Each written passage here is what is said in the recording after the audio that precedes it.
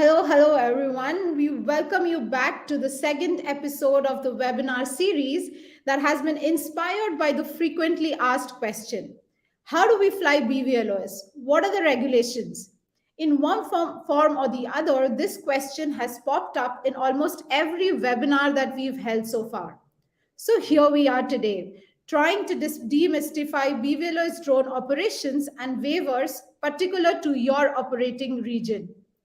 In case you've missed episode 1 last week, we had a terrific discussion on regulatory landscape in Australia Pacific with Jackie from Hover UAV. The session recording is available online if you wish to learn more about CASA's waiver process. And today, we have yet another very special guest all the way from Switzerland to delve into the EU's regulatory landscape as defined by EASA to help you better navigate the rules that govern autonomous BVLOS drone flights in Europe. He is a graduated aerospace engineer, innovation manager, and aviation executive with a broad expertise in emerging as well as traditional aviation. He is the founder and CEO of Murzilli Consulting, a digital consulting agency focused on aviation and works with aviation companies worldwide to turn disruption into profit. He has been appointed as special advisor to the Swiss Federal Office of Civil Aviation. And in this capacity, he leads the Joint Authorities for Rulemaking on Unmanned Systems JARUS Working Group on Safety and Risk Management. He's also in charge for developing the Specific Operations Risk Assessment, SORA.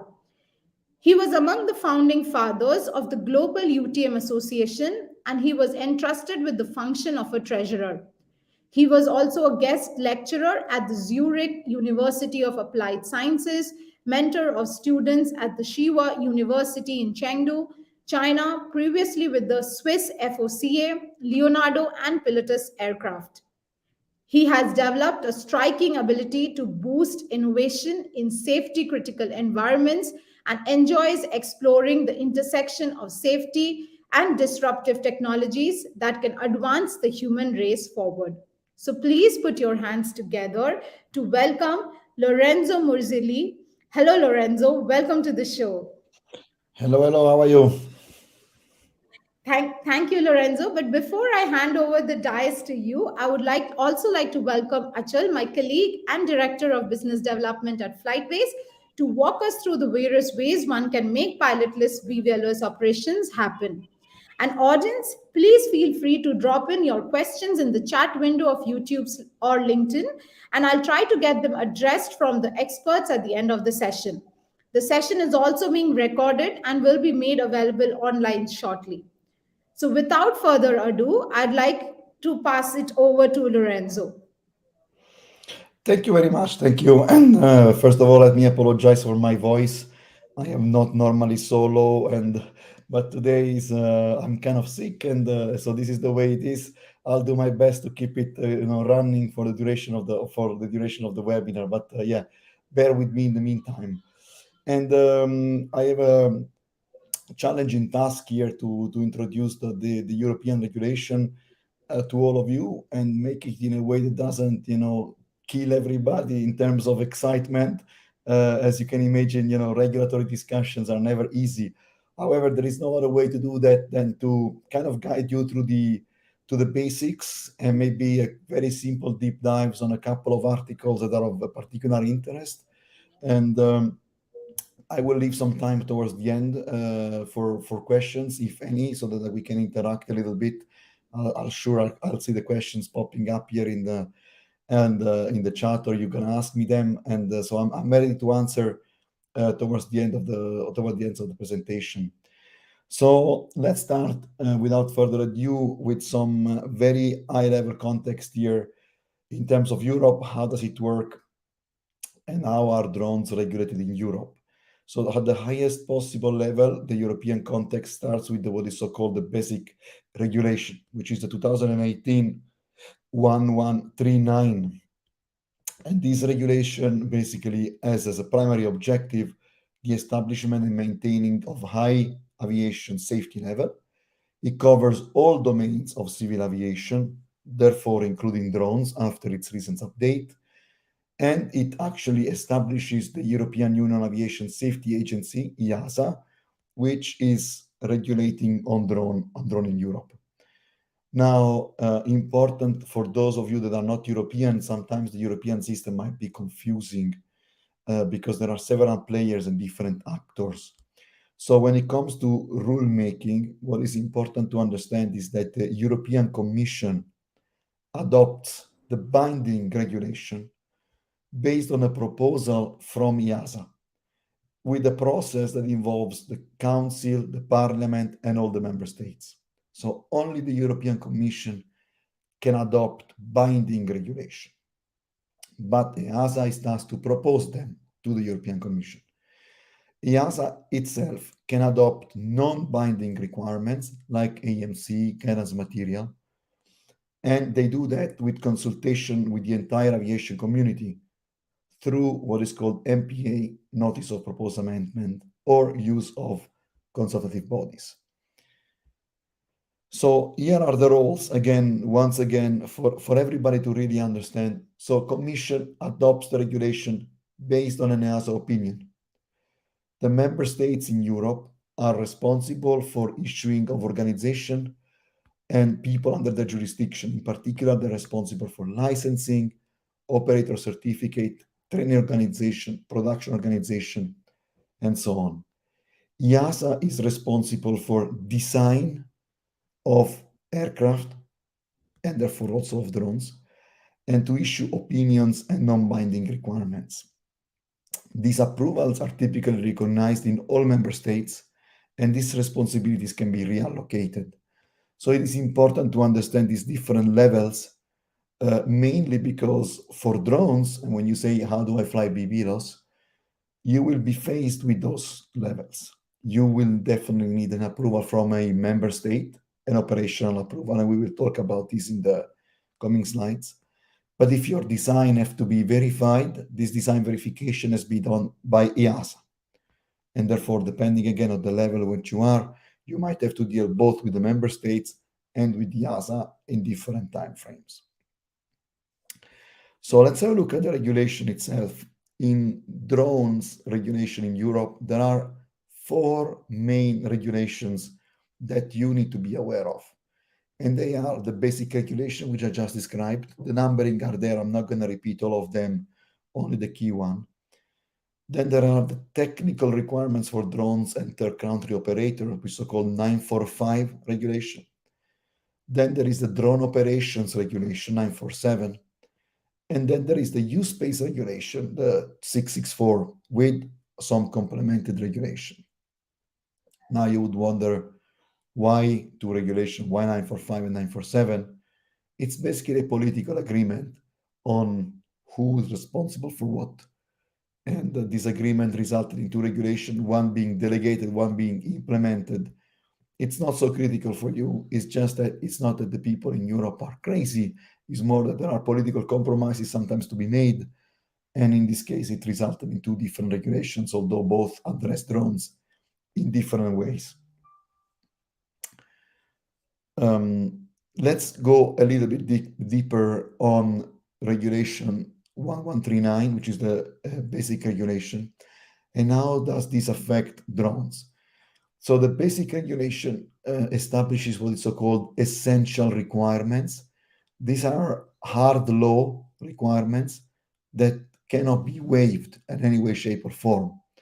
So for all drone operations, those requirements are, per the slide, related to the personnel and the knowledge requirements and ability to ensure safety operation of the personnel, the fitness for the intended function of the drone, the risk to privacy, data protection, security, and environment, which leads to the requirement to remote identify the drone and geo-awareness, the requirement for manufacturers to provide information to the operator, environmental requirements, of course, they are the same as manned aircraft, so you can refer to that, and the requirements for registration, both of certified drones and of operators. So this is the high-level requirements that the basic regulation establishes. Again, this presentation is relatively high level. Obviously, you could go into the details of all of that, and it would take us a couple of days, but that's not the intent here. The intent is mainly to kind of delve through the whole landscape itself. So the highest level requirement, essential requirements, you find them in 1139. Now, this regulation, the next regulation, which is very important, is the regulation 947 that describes the operation of drones. And the key aspect of the regulation 947 is to be found in the articles from 3 to 6, which define the three categories of drone operations in Europe. This is central to understanding how to operate, so I will spend some time to this.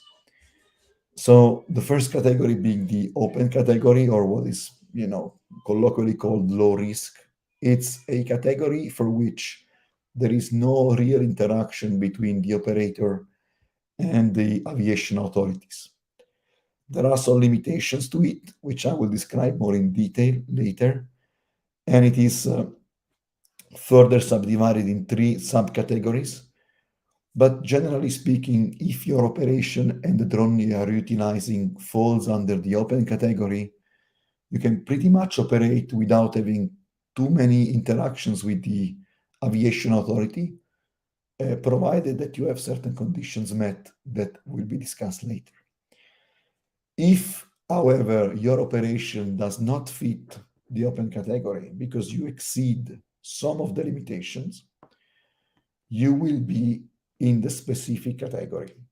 And in the specific category, where I would say most of actually all of the BVLOS operation in Europe these days fall under, the authorization to fly is issued by the national authority, so the member state in which you want to operate, individual member state, based on a risk assessment.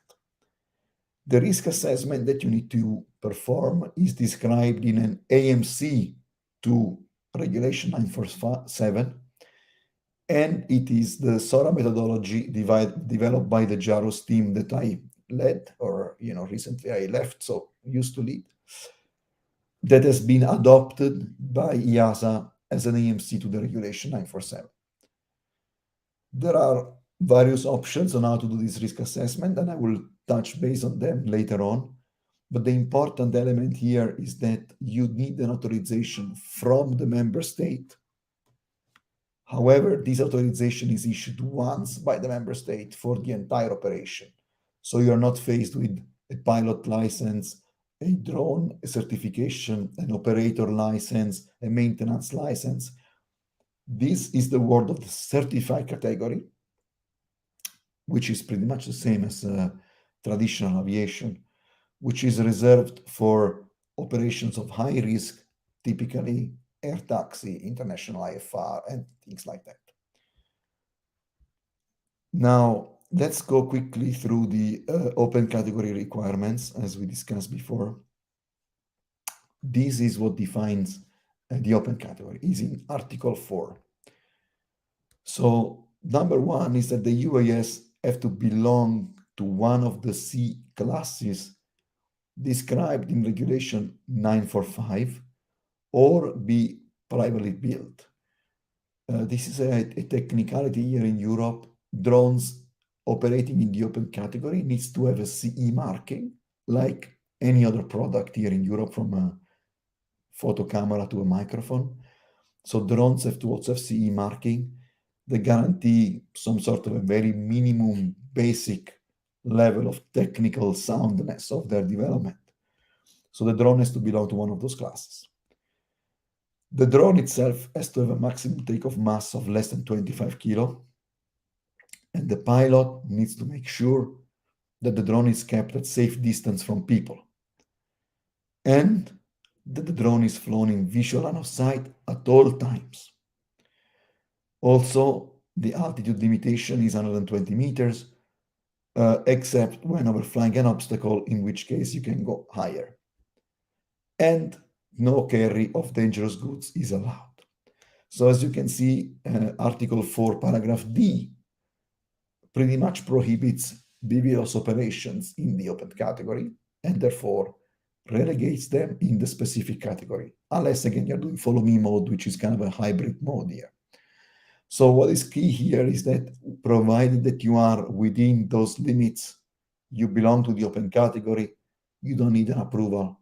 But if you exceed any of those, so if your drone is 26 kilos, or if you're BVLOS, or if you want to fly at 150 meters, you will be in the specific category. So how do you do the specific category is described in Article 11 of the Regulation 947 that provides the rules for conducting an operational risk assessment. This is important because, of course, Article 11 is the master article of the specific category and therefore of BVLOS operation in Europe. And the annex to this article, which is the SORA, provides the how do I comply with those rules? So what are the rules? Very important. When presenting an operational risk assessment, you must describe the characteristics of the operation. This is typically done with a ConOps or maybe an ops manual, but the operation has to be thoroughly described. The applicant needs to propose adequate safety objectives. And as part of that, the applicants needs to identify both the air and the ground risk of the operation by taking into account several different factors. Once those risks are identified, the applicant has to propose adequate risk mitigations to bring the risk level down to the proposed safety objectives at the beginning. And all of those mitigations have to be assessed, I would say, one by one for their robustness, which basically means for their ability to provide a safety gain and the level of assurance that this safety gain can be indeed achieved in service. A classical example, if you say, I have a drone of 40 meters wingspan and I want to use a parachute to bring it down safely, the authority would say, yes, the parachute might be a solution, but your safety gain is very little considering that you have a massive drone coming down anyway. So you need to be sensible, and this is what the robustness is all about. In terms of the description of the operation, the quality of the ConOps is extremely important, and it has to be really stressed because a lot of time poor ConOps lead to very poor approval processes within the member states. So the nature of activity is very important. What is it you intend to do?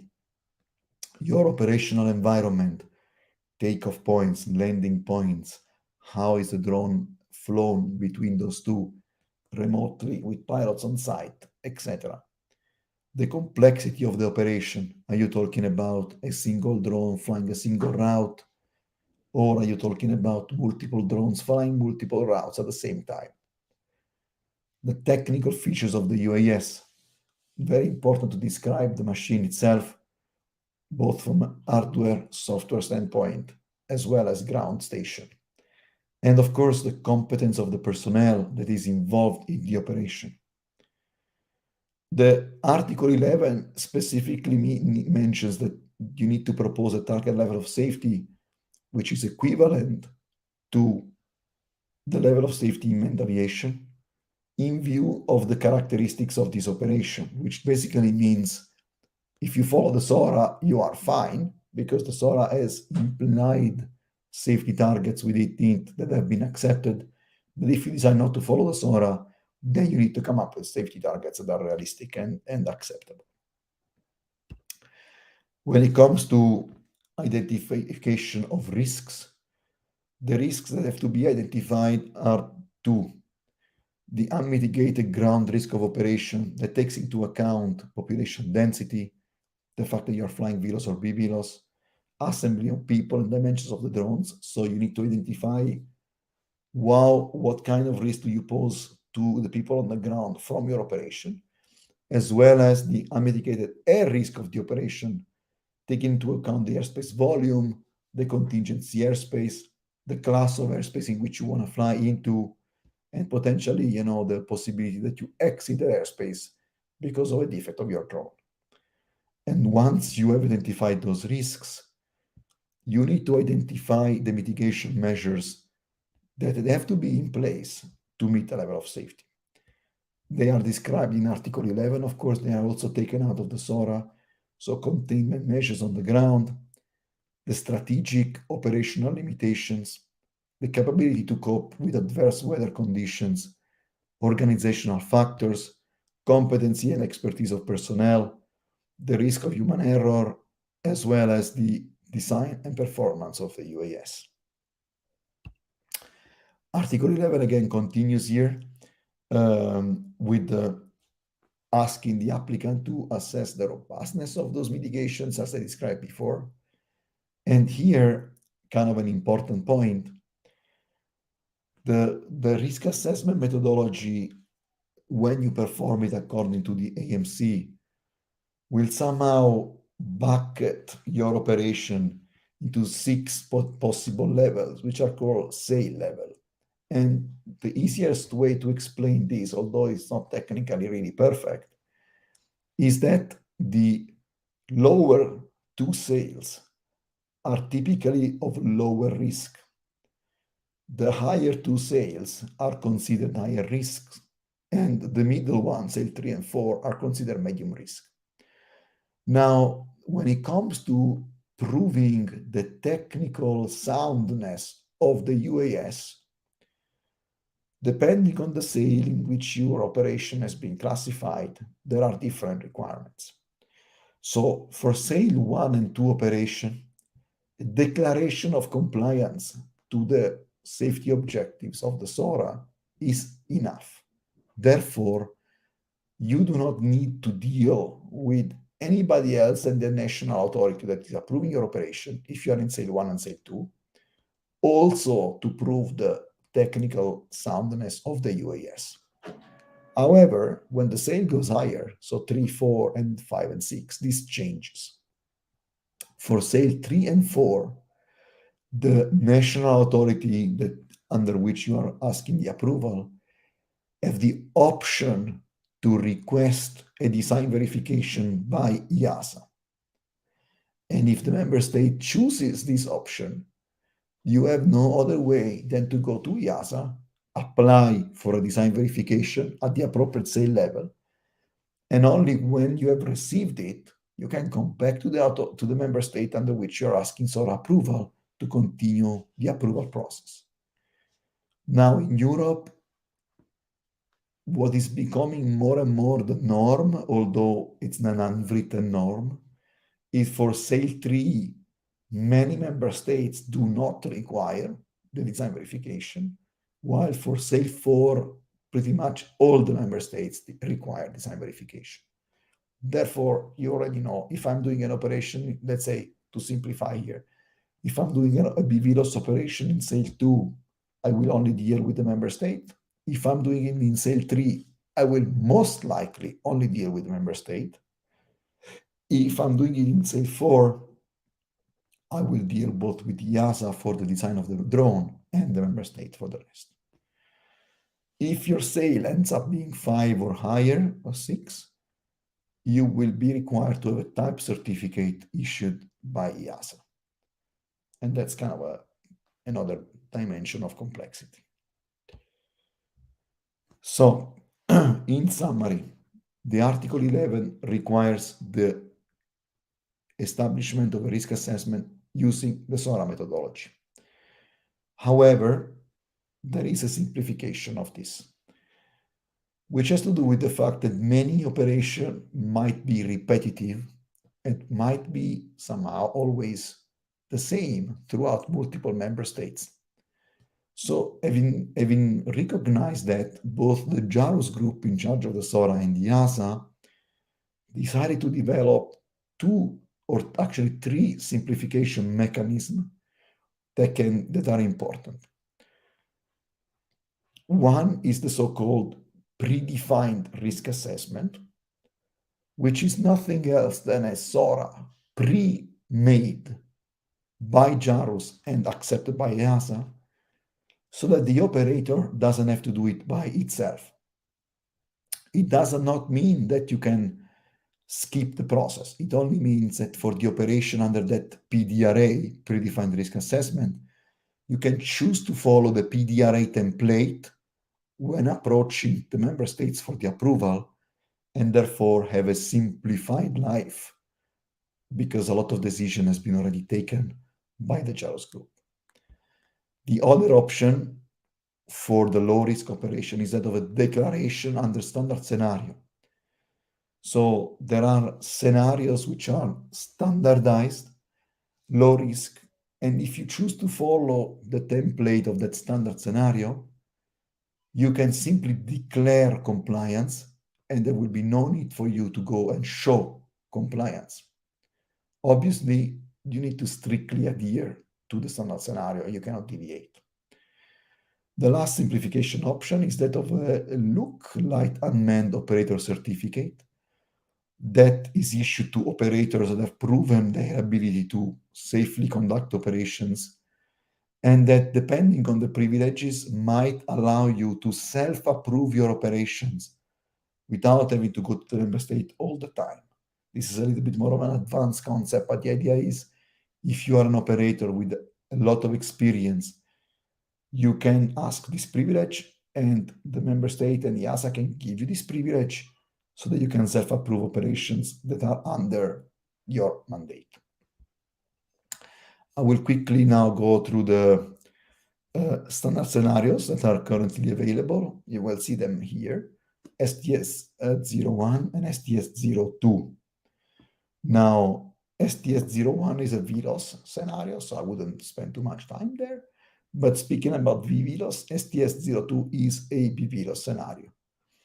And the drone has to bear a C6 class marking, so up to 3 meters and maximum takeoff mass of up to 25 kilo, and can be operated beyond visual line of sight inside a controlled ground area, up to 2 kilometer range of the remote pilot, and 1 kilometer if there are no observers.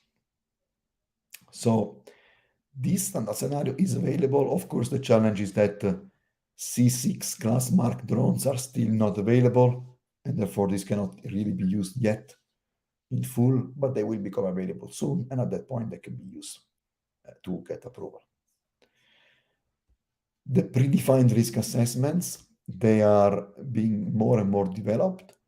Here you have some examples. Now there is a new one, actually, a PDRA-03. But what is important is that some of these predefined risk assessments already establish the possibility to fly beyond visual line of sight. Again, don't forget, this is not on declaration. So this still means you need to apply for an approval and you need to follow the requirements of the PDRA. But of course, it's much simpler to do that than doing a full SORA. Again, you can only do that if you are within the limitations of the PDRA as described in this slide. Now on this, I would like to open a small parenthesis because what we have found in the industry and also with the authorities over the years is that a PDRA could be a very useful tool to start a conversation with the authority about an operation which is, for example, 90, 85% within the PDRA. And for the 15% which is not covered by the PDRA, will somehow bring in a full SORA approval. In other words, you can ask for a full SORA approval because your operation doesn't fully fit the PDRA, but you can still use a lot of the context of a PDRA to guide you through that SORA approval. And this seems to be the preferred option of many operators in Europe that are maybe 80% compliant with the PDRA, but not 100% compliant with the PDRA. So don't just scrub a PDRA because you don't meet one of the numbers. For example, if you want to fly, take the PDRA G01. If you want to fly at 160 meters, not 150, this doesn't mean that the PDRA is not valid. Perhaps 90% of the PDRA is valid, but you need to do a delta to that, and that delta would have to be covered by means of a full SORA approval. Now, all of this will give you the possibility to operate BVLOS or BVLOS in Europe in the specific category. There are additional requirements that you need to consider, and they are important. Number one is that if you are an operator in Europe, you need to register yourself. Certainly, when you are in the specific category, and also if you are in the open category, unless you are exempted by this bullet point. So if your drone is very, very light, or if you don't carry a camera or something, then you don't have to register. This registration will be issued to you by the competent authority. And what is very important is that this is not a drone registration. This is an operator registration. The only drones that have to be registered individually as machines are the certified drones, and they have to be registered in accordance to IK1 X7.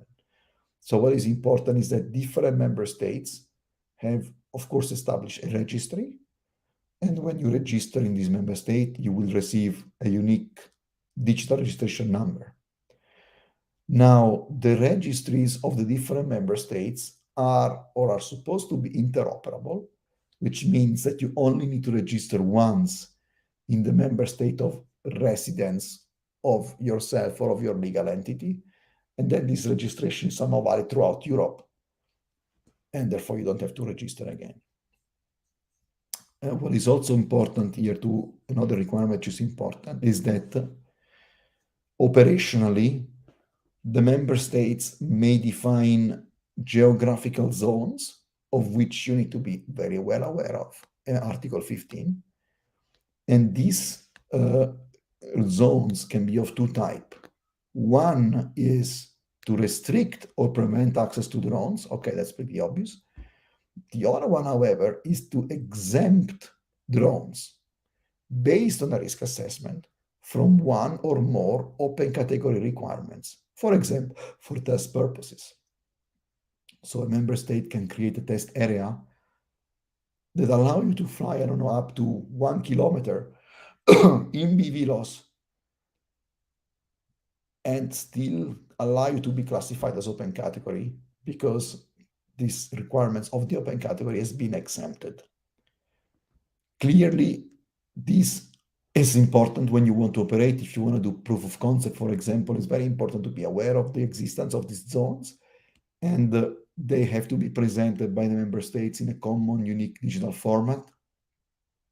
And they are available for most of the member states, although it's still a work in process. So sometimes it's difficult to figure them out where they are. A little bit about open category again, so that you really understand where you are not fitting in it. That's very important. This little example here shows you what is meant by open category in terms of altitude limits and operations. So we already established the fact that you are in open category if you are below 25 kilos, if you are away from people. But there is an important requirement here, which is you need to be in visual line of sight and below 120 meters. 120 meters measured how? So this little picture, which is actually in the regulation, describes you how to measure. It's basically perpendicular to the terrain. And if there is an obstacle, for example, an artificial obstacle, upon request of the owner, classic example is visual inspection of the obstacle, you can fly higher than 120 meters, pretty much above the top of the obstacle, plus 50 meters above. This is the only case in which you can operate at higher than 120 meters if you have the permission of the obstacle owner. And this is about the operation in the specific category, in the open category. Now, there is an important piece of regulation which is coming in, which I think is essential for you to also know, because it will impact especially BVLOS operation. And this is the Usespace regulation. So the Usespace regulation, the so-called 664, has been started, and in the work on it has been started back in 2017, and with the idea to implement a set of services that, relying on digitalization automation, would provide an enabling framework to support routine drone operation, now without BVLOS drone operation, and somehow developed in stages from so-called U1, U2, U3, U4 over time. So the first introduction of this work has been the regulation, again, 2021-664. So Usespace, why is this important, and why it was done? Well, first of all, we know that the present ATM system relies on human, and that doesn't really work well with drones. The second requirement was that today that we don't have too many drones flying around. BVLOS operations are still not widely spread, but when that become true, the high number of drones would basically prevent ATM systems to manage them correctly. Complexity is the same. So somehow Europe decided the ATM system as we know it is not good for drones, and we need to create something complementary to that. And that was this is the Usespace. Now, a quick important thing, the Usespace started as being a set of services. However, right now, it's more than that, because the European regulation established the Usespace as an airspace. And this is crucial, because now the geographical zones that we described before, designated by the member states, can include Usespace, airspace, and inside these zones, operations are only allowed to take place with support of Usespace services. And why is this important? Because within the Usespace airspace that the member states can create, there will be provision of services specific to drone operations. 4 of them are mandatory and must be provided in every Usespace, and 2 of them are non-mandatory, and the member state needs to decide whether they are needed or not. The 4 services that are to be there are the network ID, network information service, the geo-awareness service, the UAS flight authorization service, and the flight information service. And let me add my personal opinion on this, is like the combination of all these services plus the risk assessment that the member states have to do to establish a Usespace, in my opinion, will practically mean that inside that airspace, BVLOS operation could be conducted in a much easier regulatory way, because the proof of the air risk mitigation will be simpler. by leveraging all the services that are in the use space. And I think I've seen already something in this direction with the means of compliance where use space can be used to classify the airspace at a lower risk than the surrounding airspace. So I think Europe, in terms of explosion of BVLOS operation, when we'll be able to scale, I am a big believer that that's going to happen inside use spaces, and the member states that are illuminated and smart will establish use space right there where the drone community needs to fly the most, which is, for example, over cities. Um, this is kind of an overview of the use space regulation, of its main elements. I'm not going to go through all of them, but fundamentally what the regulation is saying is that you need an airspace, you need somebody that provides common information to whoever it's in there, and then you have use space service providers, which are certified to provide those services to the operators which are in the use space. And this entire construct works also because it has been developed to take into account traditional aviation that, for example, when entering in the use space, either have to be conspicuous or under control of ATC. And this kind of removes the problem of, unknown targets, unknown encounters between drone and manned aviation, which has traditionally been a significant issue for everybody to solve in absence of a detect and avoid solution that works for small drones. So this is kind of an overview of the EU regulation as it applies to BVLOS operations. I would say in summary, and then I'm happy to take questions, but in summary, the way this works is that you cannot do really BVLOS operations in the open category unless you are in a test center, which is a geographical zone where this requirement has been exempted. You will certainly be in the specific category. If you are in the specific category for BVLOS operation, you need to perform a risk assessment, which is a SORA, unless you have an operation that fits either a standard scenario or a predefined risk assessment. If you have one of the two, you can apply those or apply for the full SORA. At the moment, the major limitation for scaling of BVLOS operation in Europe is airspace and air risk and airspace management.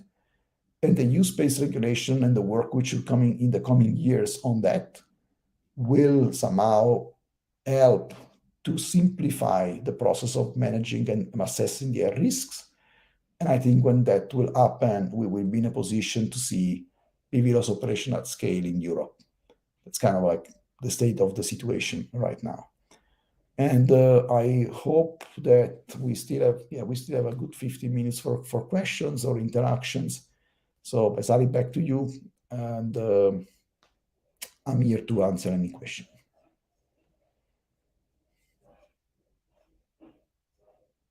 Thank you so much, Lorenzo, for this detailed presentation. I'm sure it has helped a lot of the people in our audience to get all their doubts or questions clarified with regards to the drone regulations in the EU.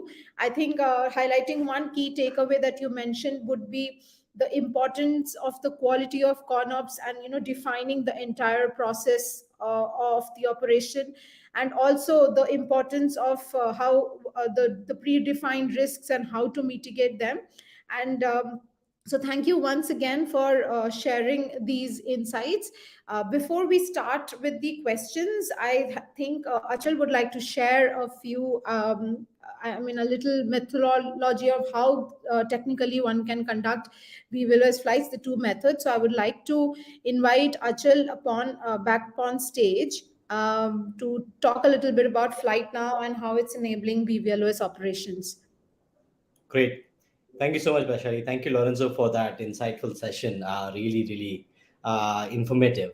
Uh, Let me share a bit about FlightNow, our software platform, which is enabling BVLOS flights and providing you all the modules so you can conduct safe and reliable operations. So in the last session, we showed you all the fail safes which were possible with FlightNow, be it what happens in terms of connectivity loss, 4G link loss, FlightNow link loss, failsafes in terms of weather, plus integration with other third-party providers who could provide you integrations with parachute or sense and avoid system.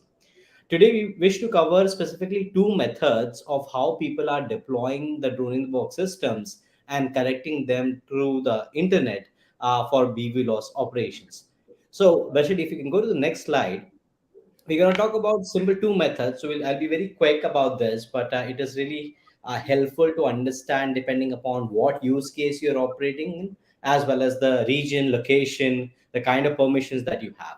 So method one is where your drone is always connected to the RC range of the drone dock. So we'll talk about that. And the method two is the drone outside the RC range, where the drone is directly connected over a 4G or 5G. So let's look into those architecture diagrams in the next slide. So this is one of the most popular ones where you have your drone, you have your dock. So in this case, if you have a DJI drone and you're using one of the compatible docking stations, the drone is connected to the docking station over the standard DJI OcuSync, which is the RF link which DJI provides. The docking station is also connected to the weather station. It's running the software, and the entire system is then connected to the cloud. So basically, you're giving internet access to the docking station. Either it is through Ethernet cable or a Wi-Fi or a 4G or 5G SIM card. A lot of docking stations come with that, and that base station is actually helping you connect it to the cloud and operate it remotely through FlightNow hub, which is the operation center. So in this case, the good part is you have a very reliable, robust connection between the drone and the docking station. This is very same as how you are flying drones today, right? Where you have an operator on the ground and it's connected through the RF signals. This is a similar way. And now you have the internet available on the docking station, which is helping you connect to the cloud.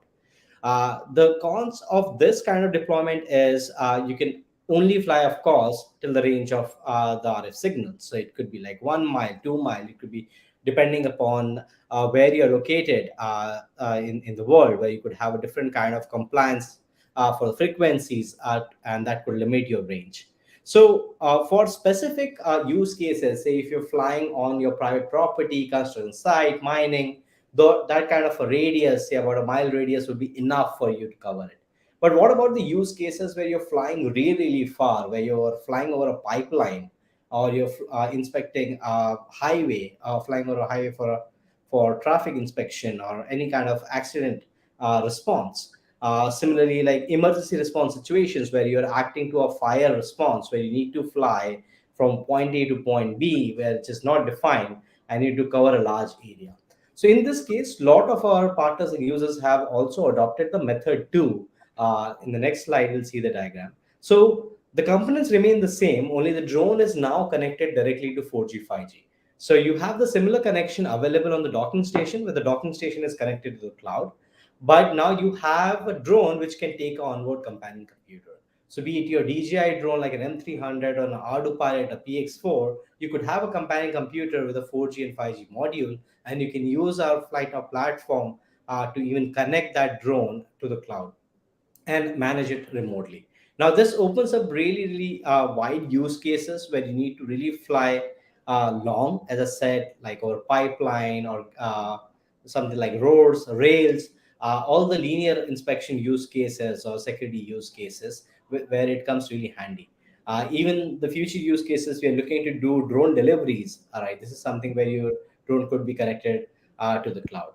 Of course, the downside here is you need to have the internet connectivity available in that region where the 4G or 5G should be continuously available in order to live track the drone and monitor it. Of course, there are various fail safes in FlightNow, where in case of lost connectivity, the drone can land on a safe location, continue the mission, or come back and land to the docking station.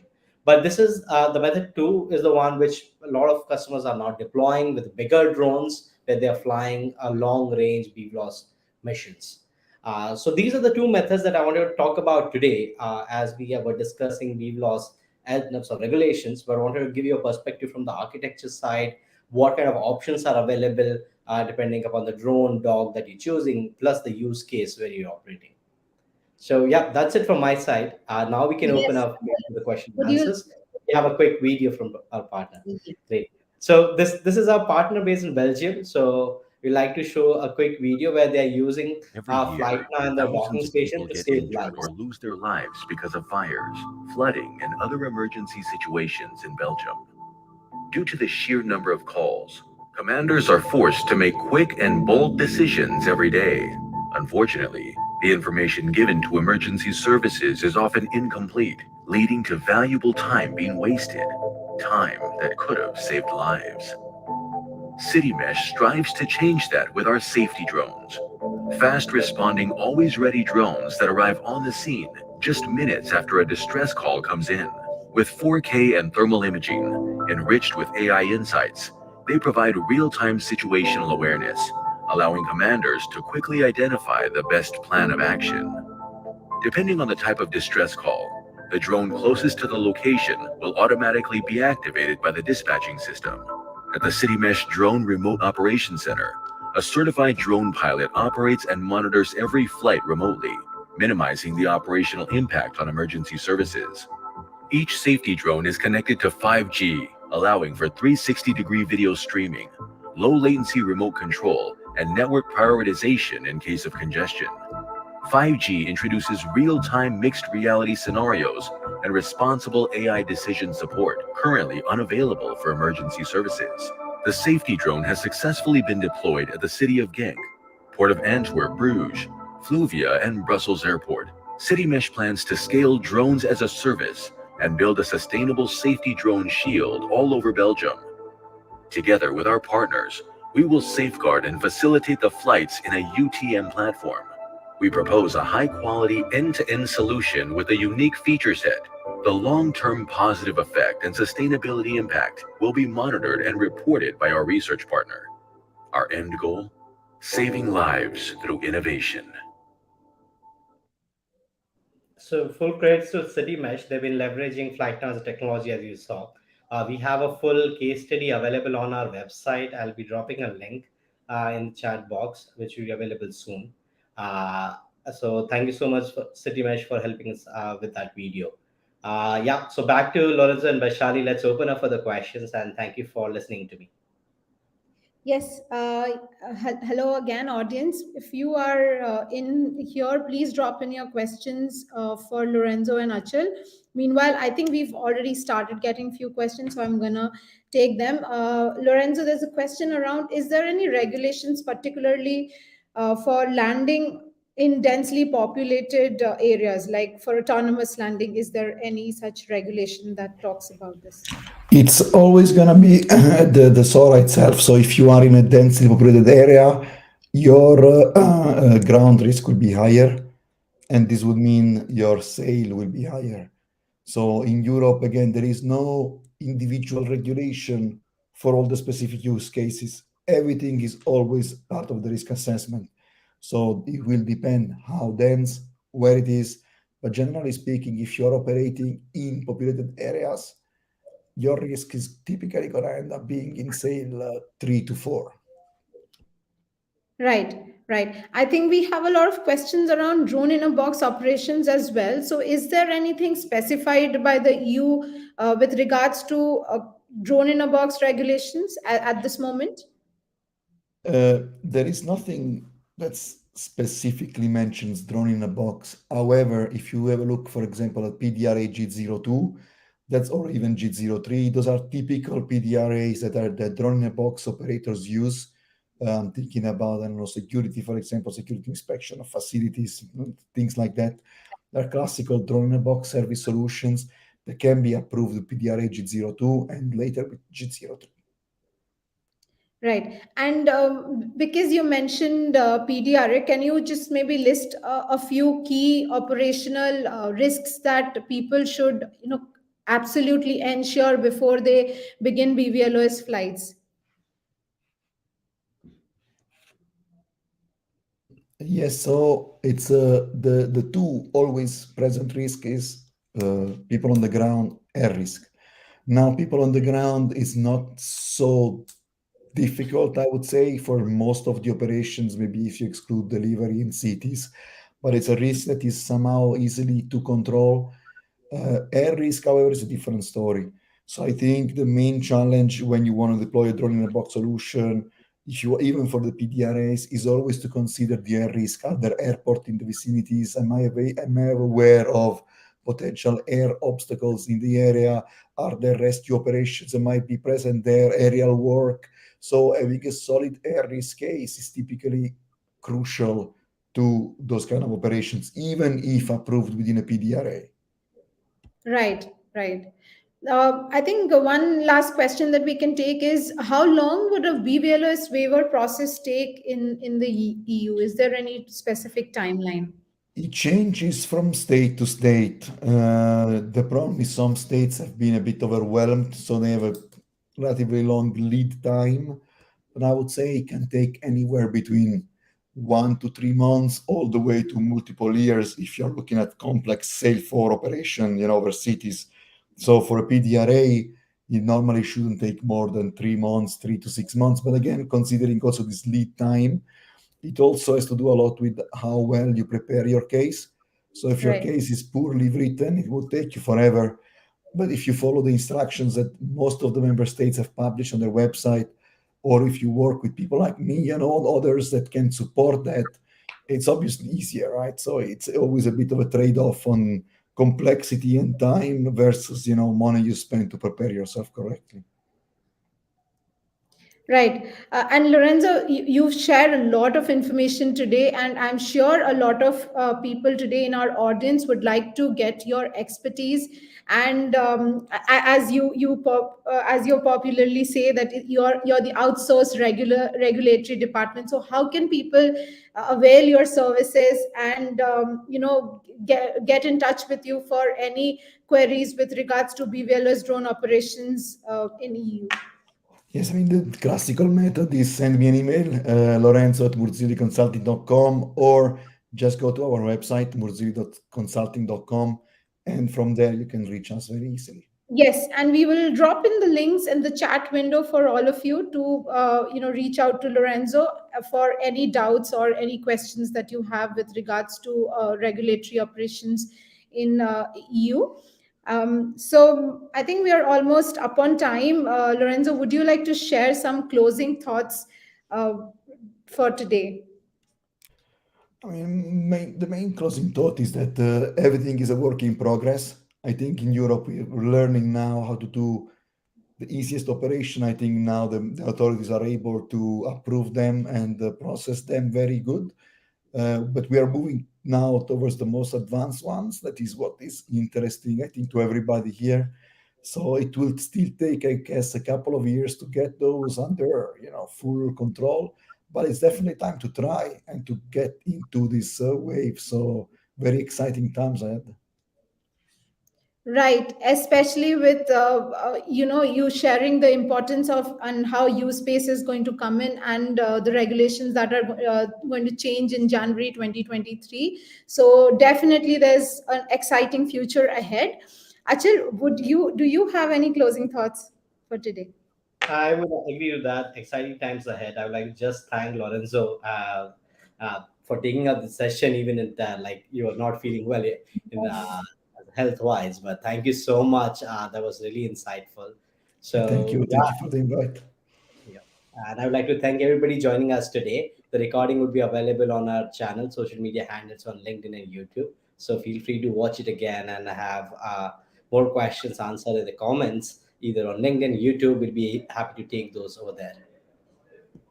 Thank you, everyone, for making time amidst your busy schedule and attending this webinar today. Have a great day, and we'll see you soon next year again. Thank you so much. Thank you again. Have a great holiday. Yeah. Thanks so much. Bye. Bye.